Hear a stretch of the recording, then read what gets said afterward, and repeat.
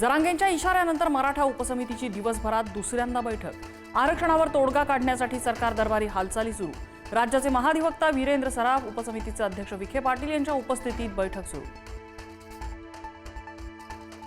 उद्यापासून कडक उपोषणाला सुरुवात करणार, पाणी घेणंही बंद करणार, आरक्षणाशिवाय मुंबई सोडणार नाही, मनोज जरांगेंचा राज्य सरकारला इशारा।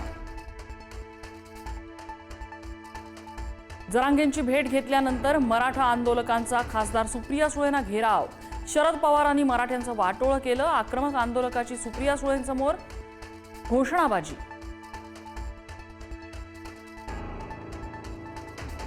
घरं फोडली, पक्ष फोडले, आता 250 पेक्षा जास्त आमदार असलेल्या महायुती सरकारने आरक्षणावर निर्णय घ्यावा।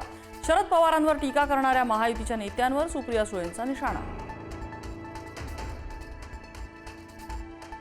मानाला भुकावलेलं पोरग म्हणजे राज ठाकरे। फडणवीस चहा पिऊन गेले तरी ते खुश होतात, मनोज जरांगेंचा राज ठाकरेंवर निशाणा।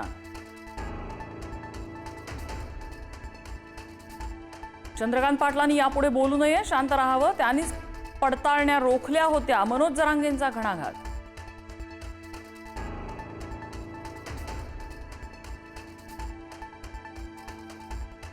नितेश राणे म्हणजे नुसतं ओरडायचं, पण कोण काय बोलतं ते कुणालाच कळत नाही। जरांगेंची आक्षेपार्ह शब्द वापरत नितेश राणेंवर खोचक टीका। आंदोलन होऊ द्या, मग राणेंकडे बघतो, असाही इशारा।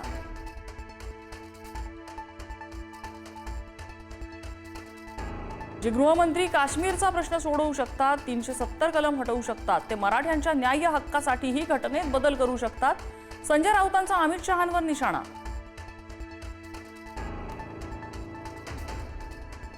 उदयनराजे, शिवेंद्रराजे भोसलेही जरांगेंसोबत उपोषणाला बसावं, पण ते भाजपचे हस्तक आहेत, हे सर्व भाजपच्या दबावाखाली सुरू आहे, राऊतांचं टीकास्त्र।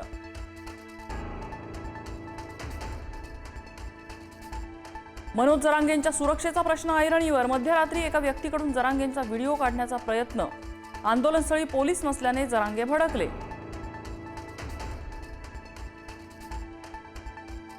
सीएसएमटी स्थानकाबाहेर मराठा आंदोलकांची मोठी गर्दी। रविवार असल्याने आंदोलकांचा ओघ वाढला, तर सीएसएमटी स्थानकाबाहेरील विद्युत खांबावर आंदोलकांनी फडकावला भगवा झेंडा।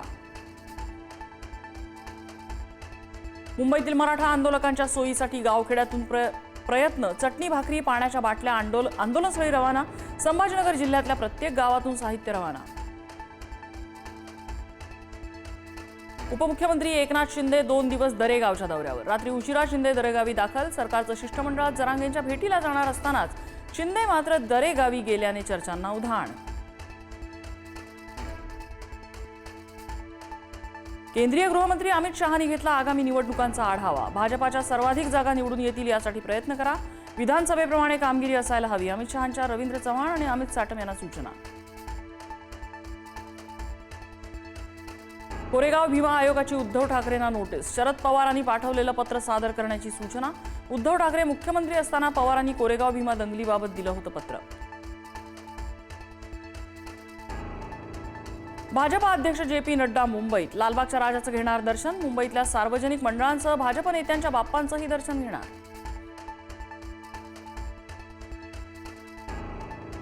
यंदाच्या गणेशोत्सवात 45,000 कोटींची उलाढाल। महाराष्ट्राचा वाटा 60%।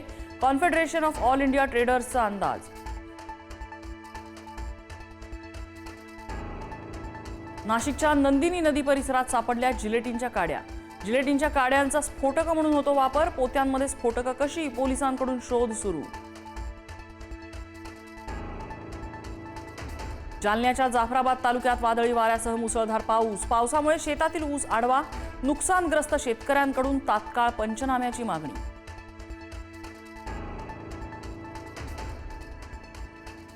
बुलढाणा जिल्ह्यात पावसाची संततधार। पेनटाकळी प्रकल्प ओसंडून 7 वक्री दरवाजे 20 सेंटीमीटर्सनी उघडले। प्रशासनाकडून नदीकाठच्या गावांना सतर्कतेचा इशारा।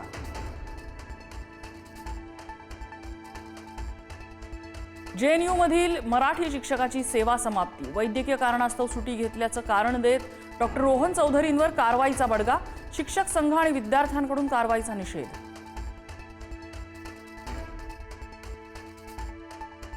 मराठी अभिनेत्री प्रिया मराठेचं निधन। कॅन्सरची झुंज ठरली अपयशी। वयाच्या 38व्या वर्षी घेतला अखेरचा श्वास।